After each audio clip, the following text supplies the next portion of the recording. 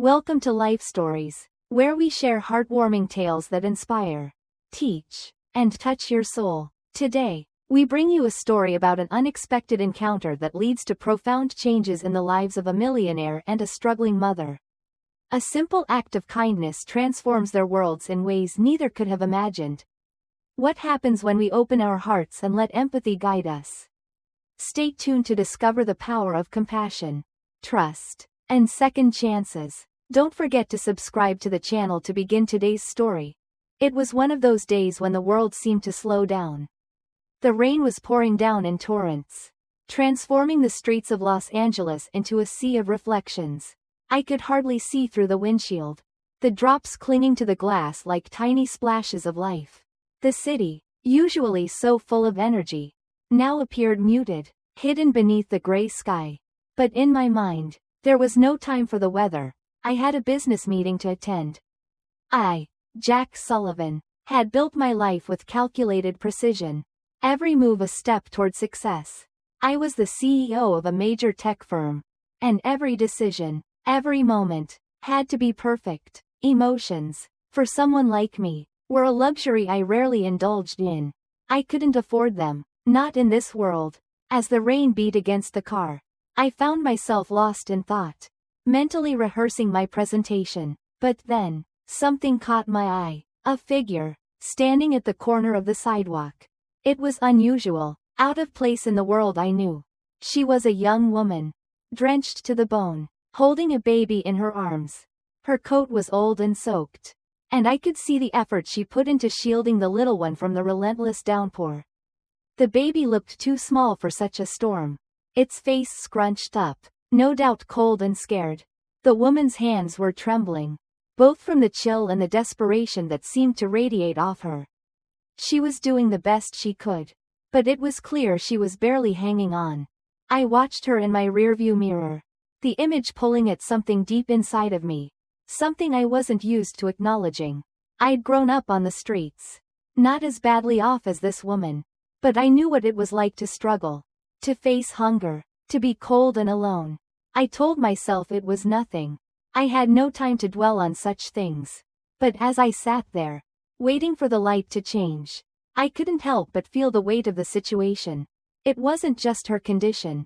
It was the look in her eyes, the exhaustion, the resilience, the determination. She wasn't asking for pity, and she wasn't begging for help. There was a certain pride in the way she held herself, even in the face of adversity. It reminded me of myself. Long ago, before everything changed. I didn't know why I did it, but something inside me shifted. A feeling of empathy I had learned to suppress for years. Without thinking, I lowered the window. I saw her hesitate for a moment, her eyes meeting mine through the rain. She was unsure, suspicious even, of this sudden offer from a stranger. And yet, there was something else, a glimmer of hope. Perhaps, that someone might care enough to help. I found myself speaking before I had fully made the decision in my head. "Come here," I said, my voice firm but somehow gentle. She looked at me, uncertain, but the instinct to protect the baby seemed to overpower her doubts. Slowly, she walked over to the car, each step cautious, as if she were unsure whether to trust me. When she reached the door, I opened it, gesturing for her to get in. "Get in," I repeated, this time with more insistence. It felt almost automatic, the words leaving my mouth before I had time to process the situation. She looked down at her baby, then at me, and after a moment of silent consideration, she opened the door and slid into the back seat. I started the car without another word, feeling a mixture of uncertainty and something else, something I wasn't quite ready to face. I turned the heater up, trying to shake off the chill that had settled in my own body, and glanced in the rearview mirror. I caught a glimpse of her face, exhaustion.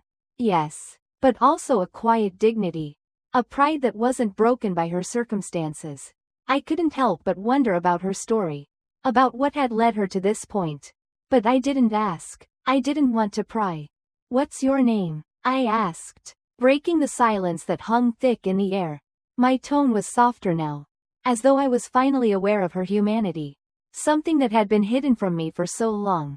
"Sarah," she said faintly, her voice almost a whisper, as though she wasn't used to being heard.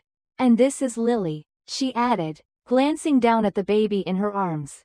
Her smile barely visible but filled with protective love. For a moment, I could see the woman she once had been, a mother. A protector. Someone who had known warmth and safety. But I knew that hadn't been her reality for a long time. I didn't say much more after that. The silence between us wasn't uncomfortable, but it was heavy with unspoken words. I didn't know why I did what I did next, but I found myself taking a detour, turning the car away from the airport and toward my mansion. It wasn't something I had planned, it just felt like the right thing to do. Minutes later, we arrived at the house, my house. It stood there, tall and imposing, a symbol of everything I had worked for. But in that moment, it felt different. The walls, the glass windows, the pristine gardens, they all seemed empty. Like they had never truly meant anything to me. And here, in the back seat of my car, was a woman and a child who had nothing. And yet, they were bringing something into my life that I hadn't even realized I was missing. You can stay here until I get back, I told Sarah, handing her a silver key. Still in disbelief over my own decision. Her hands shook as she took it, her eyes wide with disbelief. Really? She asked, her voice catching, emotions rising that she had clearly been holding back. I nodded, trying to avoid her gaze, feeling uncomfortable with the depth of the moment. Take care of yourself and Lily. I'll be back tomorrow. She didn't say anything more, but I could see the gratitude in her eyes. It was all too much for her. And for me too. As I walked back to my car, I could feel the weight of the decision I had just made pressing down on me. But for the first time in a long time, I didn't feel so alone. As I drove toward the airport, I couldn't shake the feeling that something had changed. It wasn't just about offering a roof over someone's head, it was something deeper. I had given Sarah and Lily a place to rest, to feel safe, even if only for a night. And in return, they had given me something I hadn't expected. A glimpse of kindness in a world that often seemed devoid of it. The next day came too quickly, and as I drove back toward my mansion, I felt a strange weight on my chest. The meeting had been brief, and I couldn't focus on the deal in the same way I usually would. Instead, my mind kept returning to Sarah and Lily. I had only known them for a few hours, but the memory of Sarah's quiet dignity and Lily's trusting eyes lingered in my mind. Something about them was different. There was a quietness in their presence that disrupted the cold, transactional nature of my life. The mansion, which had always felt like a fortress of solitude, now seemed strangely empty, almost devoid of meaning. When I pulled into the driveway, I wasn't sure what I would find. Part of me had expected Sarah to leave. People like her didn't stay in places like mine. But when I opened the door, I was surprised to find the house exactly as I had left it. The air still held a slight chill from the storm, but everything else seemed as though nothing had changed. And yet, everything felt different. I had just begun to take off my coat when I heard a sound that I hadn't anticipated, a soft laugh. It came from upstairs, light and innocent, the kind of sound that filled a home with life. I stood still for a moment, listening, trying to process what I was hearing.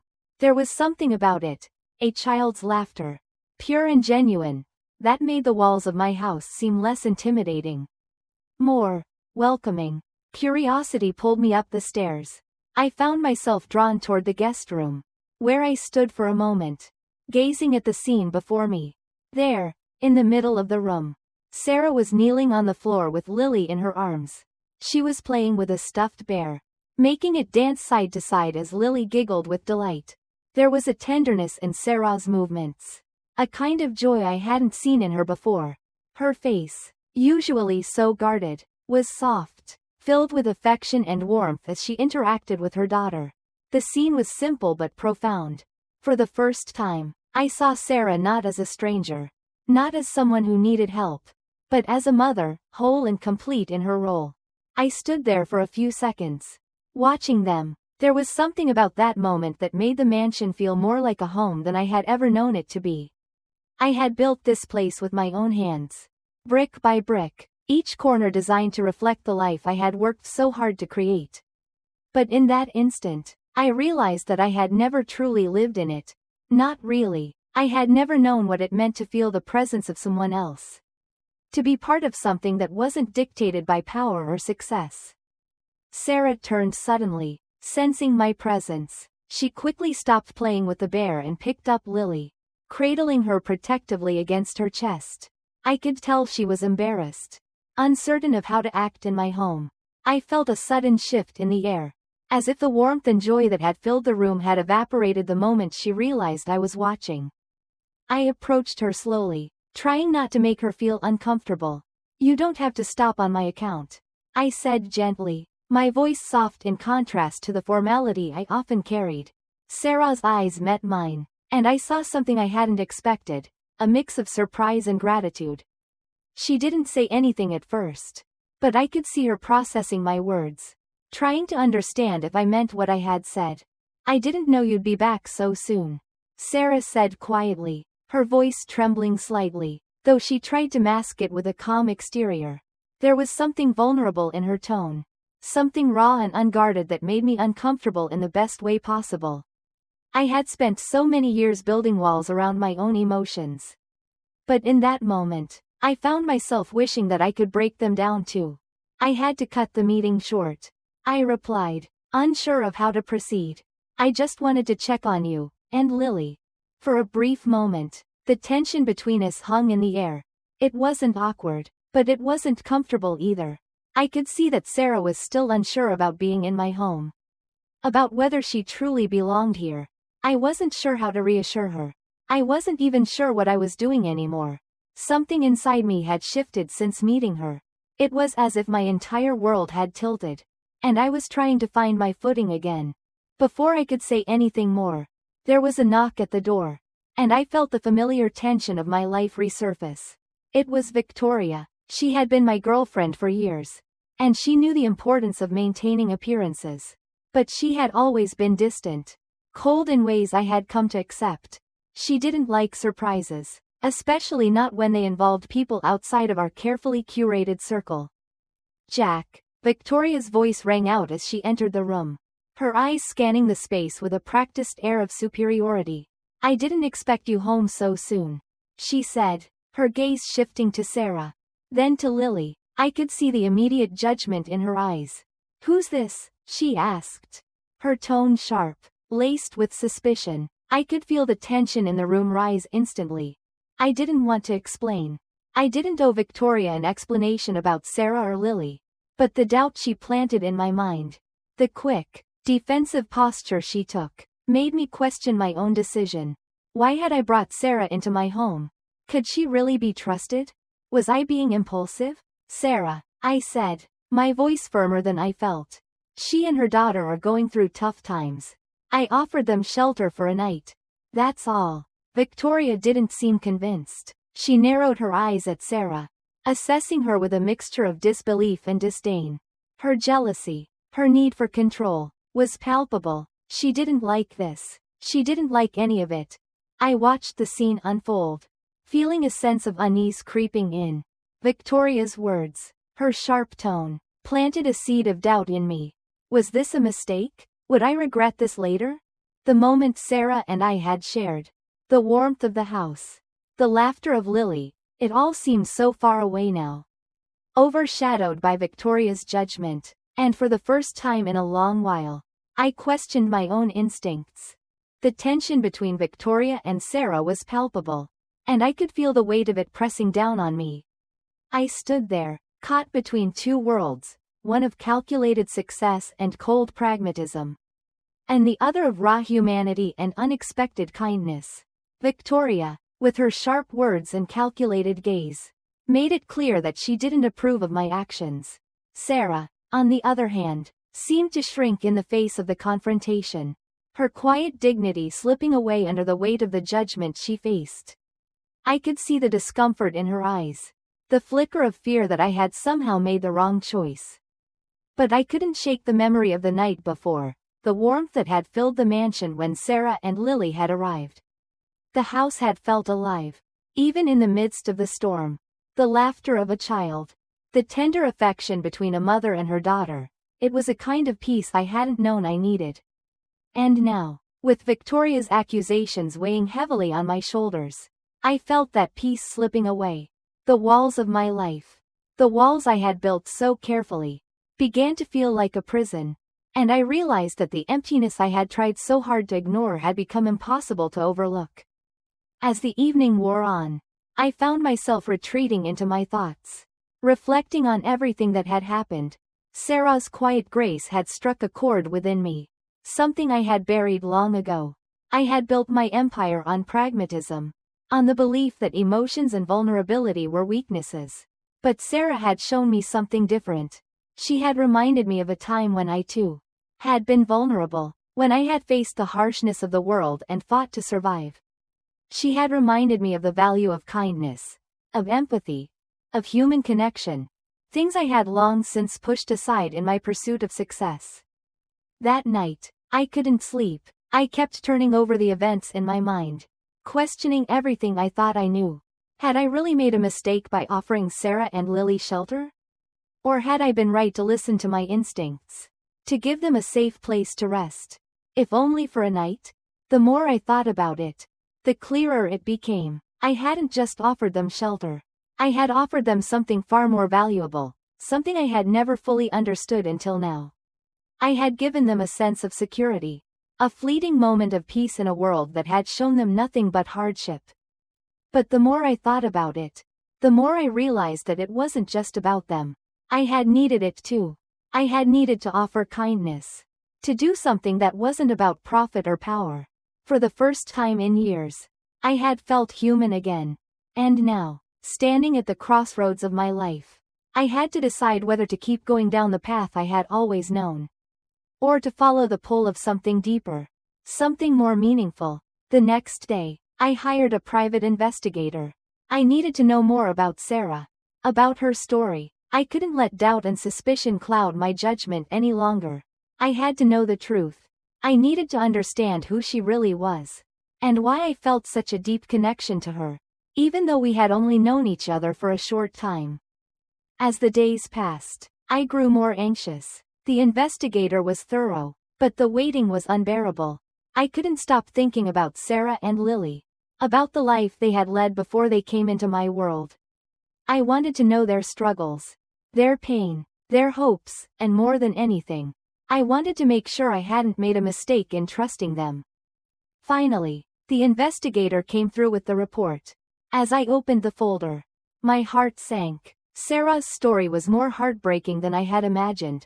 She had been a dedicated student, a bright young woman with a promising future. But everything had changed when she lost her parents in a tragic accident. She had been left with nothing, no support, no guidance, and no way to continue her education. Her life had spiraled out of control, and she had found herself on the streets, struggling to survive. But what struck me the most was the strength she had shown throughout it all. Despite the hardships she had faced, she had never given up. She had continued to fight for herself and her daughter, clinging to the hope that things could get better. Her story wasn't one of manipulation or deceit, it was one of resilience and courage. She had endured so much, and yet, she still carried herself with dignity and pride. Reading the report, I felt a deep sense of guilt wash over me. I had doubted her. I had allowed Victoria's words to cloud my judgment. And in doing so, I had betrayed the trust Sarah had placed in me. I had let my own insecurities, my own fears, get in the way of doing the right thing. And now, I was determined to make things right. I had spent so much of my life building an empire, but I had never stopped to consider what truly mattered.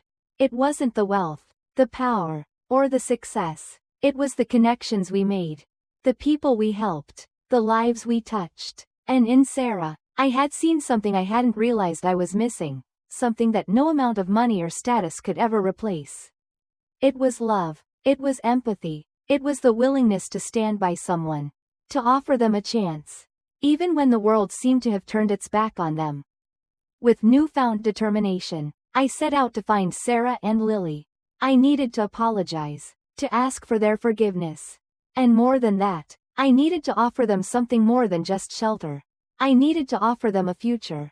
A future where they could thrive. Where they could build a life filled with love and security.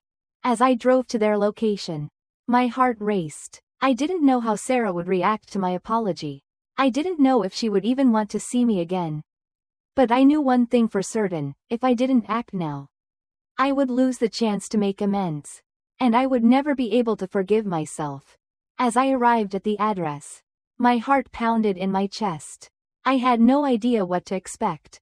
When I knocked on the door, Sarah opened it slowly, her face filled with hesitation and caution. She stood there for a moment, studying me, and I could see the wariness in her eyes.